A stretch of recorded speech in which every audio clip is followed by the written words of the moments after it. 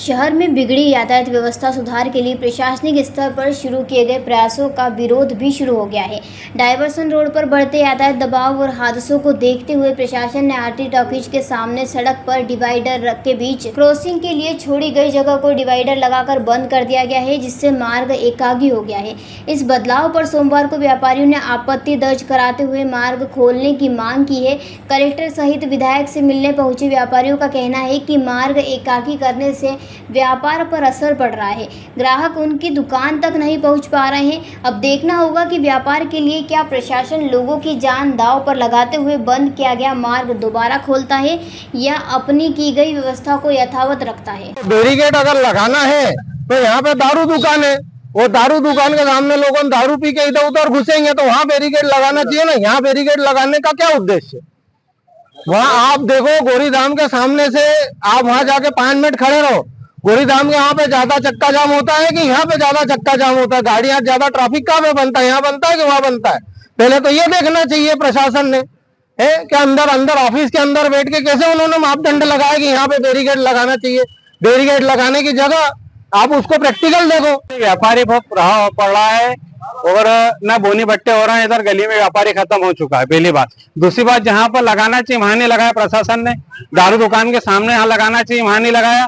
दारू पी के कोई एक्सीडेंट हो जाएगा तो प्रशासन वहां जरूर को करेगी। यहाँ कोई तकलीफ ही नहीं है किसी भी चीज से। अगर तुम्हारे को ज्यादा तकलीफ होती है पुलिस वाला लगाओ, कोई ऐसी व्यवस्था लगाओ जिससे हमारा व्यापार प्रभावित ना हो। हम सारे व्यापारी बहुत ज्यादा परेशान हो रहे हैं। कितने दिन से लगाए? 3-4 दिन हो गए और हमने आवेदन भी दिया है कलेक्टर साहब को, और पुलिस स्टेशन पे भी गए थे, वो बोले हमने नहीं लगाया है।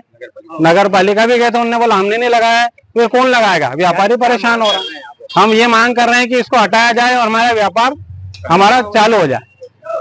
और ये भ्रष्टाचार की बुआरी मुझे ऐसा लग रहा है कि पैसा खा के कोई काम कराया हो, तो उसके लिए हम तत्पर तैयार हैं। हम चक्का जाम करेंगे कल की तारीख में, सारा मार्केट पूरा बंद करके चक्का जाम करेंगे। राजेश पुरवा। अच्छे से व्यापार कर रहे थे, कोई दिक्कत नहीं है। अब ये आरती टाकीज के सामने जो डिवाइडर है उसके बीच में बैरिकेड लगा दी, तो बैरिकेड को हटाने का आवेदन देने के लिए, ज्ञापन देने के लिए हम कलेक्टर के पास गए थे। क्या समस्या आ रही? उससे समस्या ये आ रही है कि आवागमन व्यापार पूरा ठप हो गया है। यहाँ पे जो मतलब गाड़ियां आती थी, ग्राहक आते थे, वो सब आना उनका इधर से बंद हो गया। वो उधर से घूम के एक व्यक्ति इधर से थोड़ी आएगा, वो दूसरे रास्ते से निकल जाएगा। जब आवागमन नहीं होगा तो कैसे काम चलेगा? सब व्यापार ठप हो गया है, रोजी रोटी का सब खत्म हो गई है। ये देखो ना, रोड पे खड़े हो गया, हम आपको बाइट दे रहे हैं, नहीं तो रोड चलता रोड है ये। समस्या हल नहीं होती तो आगामी क्या कार्रवाई? देखो, अगर समस्या हल नहीं होती है तो आज है 26 तारीख, आज 26 हमने सुबह अभी कलेक्टर साहब को आवेदन दे दिया है, विधायक के पास में भी आवेदन दे दिया है।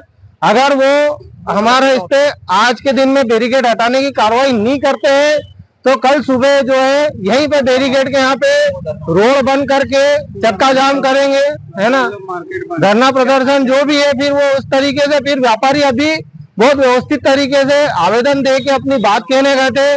बाकी अगर सीधे तरीके से काम नहीं होता है तो फिर हम हमारे तरीके से फिर धरना प्रदर्शन या फिर जो भी आंदोलन करने से काम है वो फिर होंगे।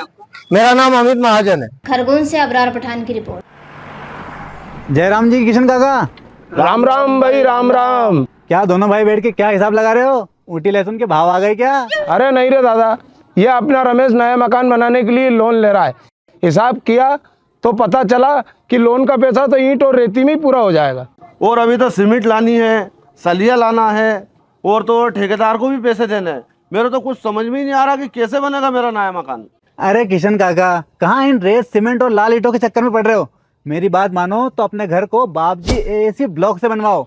इसमें ना सीमेंट और रेत की जरूरत होती है, ना ही तराई करने की झंझट। और लाल ईंटों के मुकाबले आपका मकान काफी तेजी से बनकर तैयार हो जाएगा। इससे आपके पैसे तो बचेंगे ही, साथ ही मजबूती ऐसी कि सालों साल देखने की जरूरत नहीं।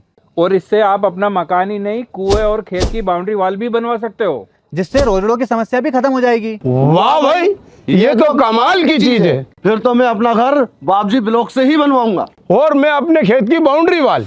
ज्यादा जानकारी के लिए स्क्रीन पर दिए गए नंबर पर अभी कॉल करें। बाबजी एएसी ब्लॉक्स, स्टील से मजबूती।